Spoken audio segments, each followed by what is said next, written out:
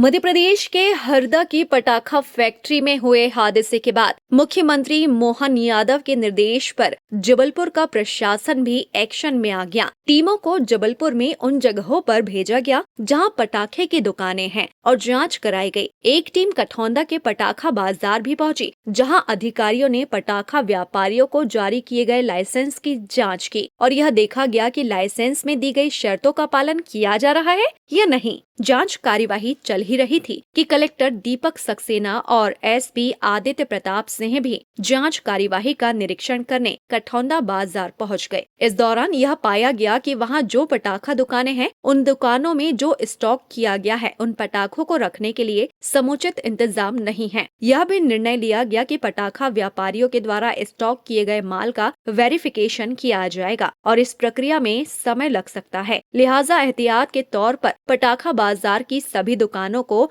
माल का वेरिफिकेशन होने तक सील कर दिया गया है। कलेक्टर दीपक सक्सेना ने कहा कि एहतियात के तौर पर दुकानों को सील करने का निर्णय लिया गया है। स्टॉक का वेरिफिकेशन होने के बाद निर्णय लिया जाएगा। इसके साथ साथ अब नियमित रूप से पटाखा दुकानों की जांच की जाएगी। उन्होंने बताया कि गुरंदी और गलगला में भी जांच टीमों को भेजा गया है।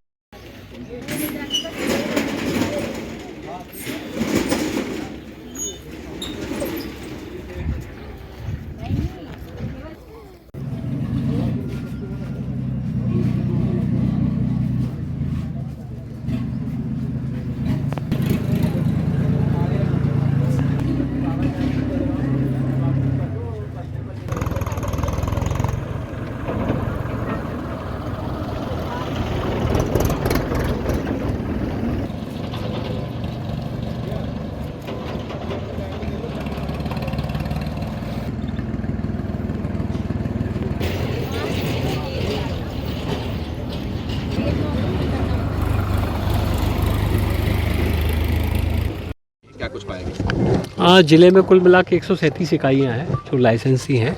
उन सभी की जांच के लिए हमने एसडीएम और एसडीओपी की एक टीम गठित की है जो लगातार जांच आज पूरे दिन भर करेंगे। आज यहाँ का जो मेन मुख्य बाज़ार है जबलपुर का, इसकी जांच भी सुबह से हमारी टीमें कर रही हैं। तो जांच कार्रवाई कैसी चल रही है उसका इंस्पेक्शन करने के लिए एसपी साहब और हम लोग यहाँ आए हुए थे। प्राइमा फेसी आपने भी देखा है कि जो सुरक्षा के जो नॉर्म्स हैं, उन नॉर्म्स का भी पालन नहीं हो रहा है। ख़ासतौर से स्टॉक को रखने के लिए जिस तरह के रजिस्टर इनको रखे जाना चाहिए और किस शॉप में कितना स्टॉक है, उसका वेरिफिकेशन नहीं हो पा रहा है। तो और इन सारी चीज़ों को देखते हुए अभी हमने इनके साथ बात करके निर्णय लिया है कि जब तक इनके स्टॉक का वेरिफिकेशन प्रॉपर्ली नहीं हो जाता है, तब तक के लिए यहाँ पर जितनी इकाइयाँ हैं, इन सारी इकाइयों को सील्ड किया जाएगा। नीमखेड़ा में यदि चल रही होगी, वहाँ हमारी टीम जाएगी जाँच करने पर। यदि कोई अनियमितता होगी तो कार्रवाई करेंगे। सर, लोगों ने रहवासी इलाकों में भी गोडाउन वो आज के समाचार पत्रों में भी जानकारी थी, उसको हमने संज्ञान में लिया है और गुरंदी बाज़ार में और गलगला में हमने टीमें भेजी हैं।